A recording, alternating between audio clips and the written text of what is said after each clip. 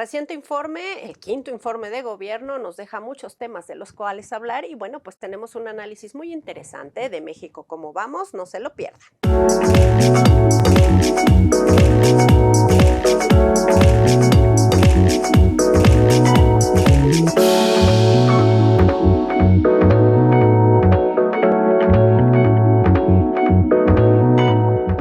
¿Cómo van los avances? ¿Cómo está este año que ya casi se acaba? Ya septiembre es garantía de que se va a ir de volada el año y bueno, pues hay que seguir viendo los propósitos cómo van. Y bueno, pues hoy me da muchísimo gusto recibir en el estudio a Sofía Ramírez. Ella es la directora general de México Cómo Vamos, hablando de este quinto informe de gobierno. ¿Cómo estás, queridísima? Muy bien, muchas gracias por la invitación. Muy honrada de tener espacio con ustedes. Oye, pues estoy muy sorprendida porque lo que ustedes hacen está increíble. La verdad es que tuve la oportunidad de leer este análisis y me gustaría que de viva voz nos platiques cuáles son esos puntos más importantes. Pues primero que nada, la economía nos ha sorprendido a todos, a propios y extraños. Ahorita que ya estamos en vísperas del paquete económico del próximo año, vale la pena retomar que hace un año nadie hubiera pensado que este año estaríamos creciendo al 3%.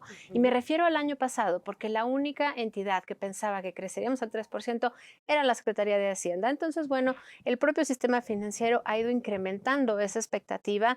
Estamos hablando que ahorita se espera que cerremos en efecto con un crecimiento anual del 3% este año. El próximo año ya más ralentacito, con 1.5, 1.6%, pero de todas maneras es relevante porque como en unos días conoceremos lo que espera Hacienda el próximo año, pues vale la pena tener el dato a mano. Sin embargo, tenemos ahí varios asegúnes. El primero de ellos es que tenemos un retroceso, un rezago todavía muy importante en términos del PIB per cápita. ¿Qué es el PIB per cápita? Bueno, es el valor de todo lo que se produce en la economía. Ese es el tamaño de nuestra economía dividido entre el número de habitantes. Ese número de habitantes obviamente siguió creciendo en estos años y con la caída tan fuerte que hubo del PIB en la pandemia, pero incluso en 2019 ya la economía se había empezado a contraer.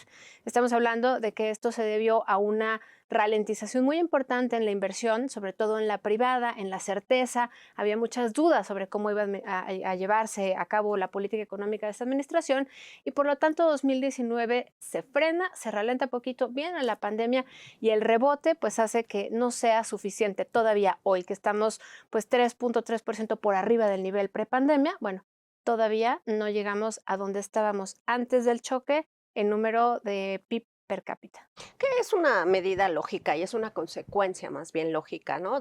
Dadas las circunstancias y todo lo que hubo que detener durante esta época. No, sin duda, pero creo que es un tema relevante porque si algo vimos en estos últimos 2 años, digamos, en la pospandemia, pues fue un incremento muy importante en el ingreso laboral de las familias. Me refiero al ENIG, que también se publicó recientemente, y vemos como hubo un incremento del 14% en promedio en los hogares del ingreso laboral.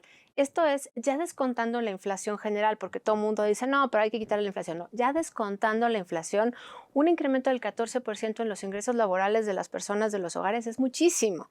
Ahora, ¿qué nos llevó a eso? Bueno, justamente el dinamismo de la economía. Entonces, pues sí, en efecto, es algo que hay que revisar con un poquito más de profundidad porque decimos, bueno, en general a las personas nos está yendo mejor. El desempleo, ya lo refería también el señor presidente recientemente, está en niveles históricamente bajos.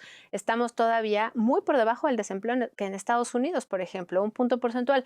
El tema aquí está, y otra vez hay que verlo con lupa, en la calidad del empleo. Alrededor de 6 de cada 10 empleados, empleadas en México tienen un empleo dentro de la informalidad laboral, que lo que quiere decir es que es un empleo sin seguridad jurídica, sin prestaciones y con la mitad de la paga en promedio de lo que recibe un empleo formal. Entonces, si tenemos 6 de cada 10 empleos en esta situación de informalidad laboral, pues estamos hablando de empleos precarios, lo cual además pues se empata mucho con la todavía alta pobreza laboral que tenemos en este país. Estamos ligeramente por arriba del nivel prepandemia en términos de pobreza laboral.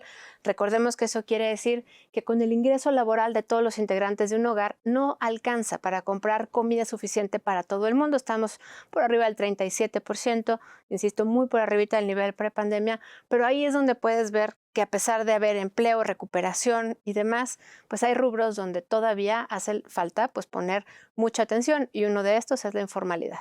Sofía, la inflación es un tema que a todos nos preocupa porque eso es el alza que ha habido en todos los sectores y en todos los alimentos y demás. ¿Cómo visualizas este tema? Pues mira, la inflación es uno de esos grandes problemas que además lo vemos todos los días, cada vez que vamos al súper, al mercado, a la tienda de la esquina, lo vemos y lo vivimos. Y cuando hablamos de que la inflación ya va disminuyendo, que ya está por debajo del 5% desde hace un par de meses, que ya se está acercando a la trayectoria que esperaría que tuviera el Banco de México, recordemos que el objetivo de inflación del Banco de México, que es la autoridad monetaria, es del 3%, más o menos un punto porcentual. Ya estando en los 4, pues como que ya nos sentimos más cerca, ¿no? Un 4.7% de inflación anual. Pero, y otra vez, la segunda derivada es los alimentos todavía con una tasa de inflación mucho más elevada. Se mantuvo incluso a doble dígito durante varios meses entre el año pasado y principios de este.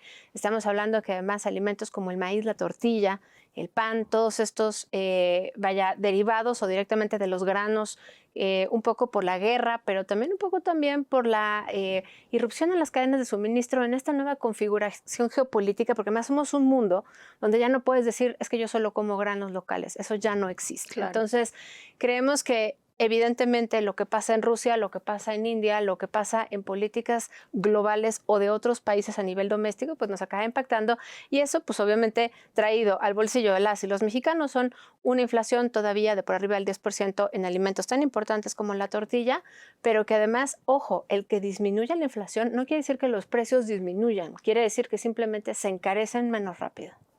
Oye, hay otro tema importante, los sectores que han estado teniendo una mayor apertura y mayor crecimiento se han destapado y creo que ustedes tienen datos de esto. No, me encanta tu pregunta porque en efecto el motor de la economía ha sido que somos un país cada vez más manufacturero.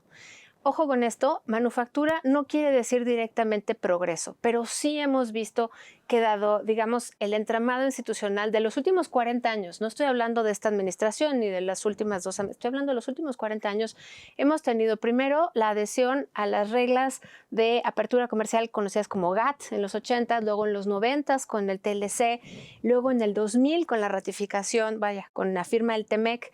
Lo que estamos viendo es justamente que a partir de toda esa apertura comercial, obviamente se han creado instituciones económicas como el Banco Central, Banco de México, se han creado además pues, mecanismos de transparencia desde la democracia sindical hasta la rendición de cuentas, pero uno de esos ha sido justamente el tener reglas muy claras, por ejemplo, para que en las manufacturas pues, no pueda haber menores o peores condiciones laborales que en Estados Unidos.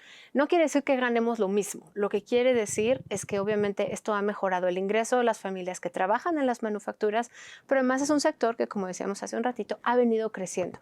Nos identificamos ahorita con los datos que recientemente el INEGI actualizó el año base de comparación de 2013-2018, pues nos dimos cuenta que no era el 17% del PIB el que estaba en las manufacturas, sino el 22% de la producción nacional viene de las manufacturas y sigue creciendo, tal vez no a la misma tasa tan rápida que veíamos hasta el año pasado, pero sí con un dinamismo que recordemos que además toda la inversión que se está generando y que se está trayendo en este contexto geopolítico de reubicación de las cadenas de suministro, pues va a tomar 1, 2, 3 años en empezar a rendir frutos, en empezar a madurar.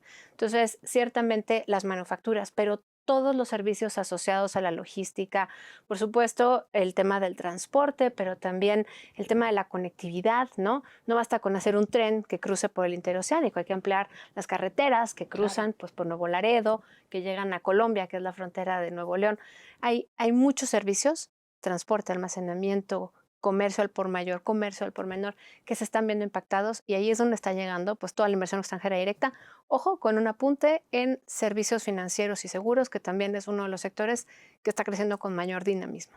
Oye, pero esto me lleva sin duda a preguntarte, pues la cuestión de seguridad, porque en el informe sin duda los datos están muy errados del presidente, donde dice que todo está muy bien, hay menos feminicidios, hay más combate a los asaltos, en fin, cosas que parece que no se ven. Y esto me lleva a preguntarte este factor, ¿cómo influye en la economía y sobre todo pues con todas los negocios, ¿no? No, qué buena pregunta. Yo creo que ese es el principal factor que si tú sales y le preguntas como hace el INEGI a las MIPYMES, te van a decir eso es lo que más nos preocupa y lo que más nos afecta. Hay una investigación documentada por Luis de la Calle, que es un economista muy reconocido, que lo que indica y pone la evidencia a mano, digamos, de manera muy asequible, que la extorsión que viven los pequeños negocios es la principal razón por la cual no crecen. Entonces, ahí Lo que pasa ahorita en confluyen. Michoacán No, y por bueno, eso los temas del aguacate y el limón. en Michoacán y en prácticamente cualquier carretera hemos visto, esa es otra, los traslados, todos los transportistas de lo que más se quejan es del robo a carreteras. ¿Ha disminuido ligeramente? Puede ser, pero no con la suficiente contundencia como para atender este tipo de problemas, sobre todo si estamos viendo que hay kilómetros de filas en las carreteras para poder cruzar toda la mercancía que estamos comerciando. Pues obviamente te vuelves presa fácil, pero como bien refieres, incluso en las comunidades de origen de los productos, de todo lo que se empieza a embarcar desde el centro, occidente y luego el norte, pues obviamente son presa del crimen organizado y lo que acaba haciendo eso es que nos mantiene con escalas de economías muy chiquitas. Las unidades económicas prefieren no destacar, los hoteles están al 30% de ocupación, pero no de manera natural, sino de manera obligada para no parecer demasiado bollantes, demasiado exitosos y de esa manera, pues la verdad, preservar la integridad de los empleados, las empleadas y por supuesto la operación del negocio. Qué terrible, qué fuerte. Muy terrible. Creo que otros dos pendientes que no se mencionaron en el informe o si se mencionaron venían con una visión del mundo que no se respalda en los datos. Primero que nada, la política energética. Hemos ido sacando la inversión privada, tanto de la generación de energía como de la extracción de petróleo del subsuelo. Eso ha sido un problema. Este gobierno decía hace algunos años que para este año ya estaríamos sacando del subsuelo 50% más barriles. Seguimos en exactamente 1.6 millones de barriles diarios, que es lo que veníamos sacando y cada vez menos, digamos, desde el principio de la administración. Punto número uno. Punto número dos, el tema de la inversión que se nos quiso vender en el informe, pero a lo largo de toda la administración también, de, por ejemplo, el cambio de turbinas en las hidroeléctricas. Cuando tú tienes un coche, pues lo llevas al servicio para que siga avanzando. No quiere decir que estés invirtiendo en un nuevo coche. Creo que esa es una parte muy importante porque sin más energía limpia, pero ya no digas limpia, suficiente, Claro. no vamos a tener nearshoring. Y creo que ahí es donde es muy importante que tomemos en cuenta que es el momento correcto, no solo por el crecimiento de las manufacturas, sino porque tenemos un instrumento comercial único en el mundo y somos la entrada al principal mercado que es Estados Unidos. Y finalmente un último apunte, creo que el tema que también se nos quiso compartir como un gran logro es el tema de la salud. 50 millones de personas en México, 30 de los cuales sí tenían cobertura de salud hace 4 años, 4 o 5 años, y ahorita no la tienen. 50 millones de personas sin acceso a servicios de salud básica. Que no me quieran decir que es que ahí está la clínica y la gente solo no sabe. Claro que no. Yo como usuaria de clínicas de salud, pues he llevado varias veces a mis hijos y cada vez hay menos vacunas, cada vez hay menos recursos para atender las enfermedades y pues claramente entiendo cómo los pequeños consultorios están empezando a tener un mayor auge, pues porque la gente necesita salud, pero va a haber gastos catastróficos en una población que es cada vez más grande en términos de edad, más vieja, pues que nos van a costar prácticamente todo el ingreso y no hay una mastografía o un cáncer de colon, no hay este tipo de eventos que pueda subsanar el ingreso promedio de un mexicano, una mexicana, por eso se llaman catastróficos.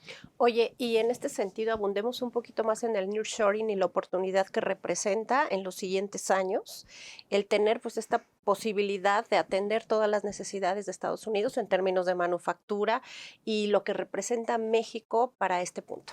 Pues mira, primero que nada, el hecho de que estemos cosidos por el costado con Estados Unidos sin duda es, digamos, pues el destino, ¿no? Ahí estamos y ahí seguiremos. Pero no es necesariamente automático que tengamos el mayor beneficio de esa relación comercial si no nos ponemos orden y tenemos un objetivo común. Creo que hasta ahora, justamente todos estos instrumentos de esta historia comercial que te mencionaba yo hace un momento, de apertura, de instrumentos, digamos, legales, que a veces son la sustitución del Estado de Derecho, porque cuando no te cumple el gobierno mexicano o el Estado mexicano, pues te remites al tratado y entonces las reglas del tratado permiten pues dilucidar la salida a todo esto. Creo que esa parte no debemos darla por sentado, porque en este momento de tensiones geopolíticas, recordemos que la política internacional no son más que la confluencia de políticas domésticas de todos los países. Entonces, cada quien tiene problemas distintos y cada quien está viendo cómo salva su propia política local. El caso de Estados Unidos no es muy distinto. El próximo año tenemos elecciones y ya en los debates republicanos hemos empezado a escuchar cómo México es otra vez la piñata, ¿no? Que el fentanilo, que no cumplimos con el TEMEC, que hay muchas razones para echarle a México la culpa de los problemas de Estados Unidos, que es parte de estar cosidos por el costado de la frontera, la migración, el agua. Bueno, hay que ceñirnos a lo que sí funciona, que es el tratado, para que podamos tener no solo una región más competitiva como región, que no seamos la manufactura barata, sino que seamos una manufactura de alto valor agregado, como ha venido sucediendo en los últimos años, pero sobre todo para que todo esto derive en mayor prosperidad. Yo creo que sin prosperidad, ningún tratado, ningún crecimiento no solo es sostenible, sino no va a tener el apoyo de la gente, que al final es lo que necesitas. Tú quieres comunidades capaces de producir insumos pues que sean especializados y que tengan un alto valor agregado. Bueno, necesitas justamente que entiendan que se reditúa, que hay réditos para esa comunidad respecto a invertir en experiencia, en especialización, en educación y demás. ¿Cómo ves tú que vamos a cerrar el año en cuestión del dólar, del tipo cambiario, que es tan importante?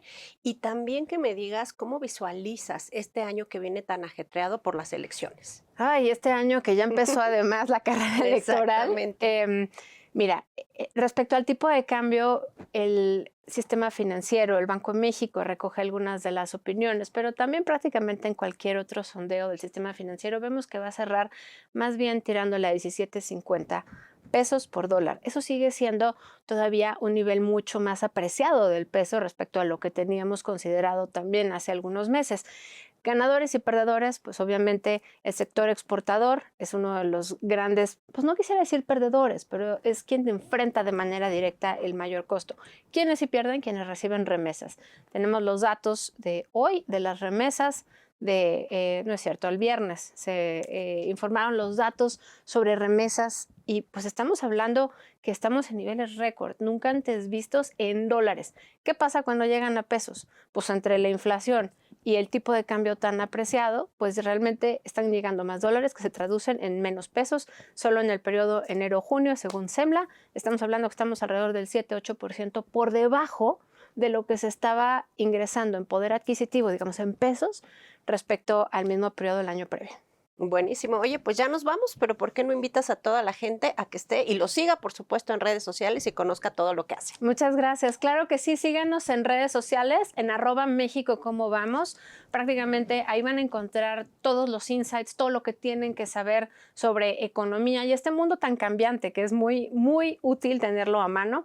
Y en la página de internet mexicocomovamos.mx. Muchísimas gracias, Sofía. Te esperamos muy pronto. Gracias a ti. Buenísimo. Y bueno, pues así damos por terminado el programa de hoy. No se pierdan la siguiente emisión. Soy Arlet Muñoz. Nos vemos la próxima ocasión.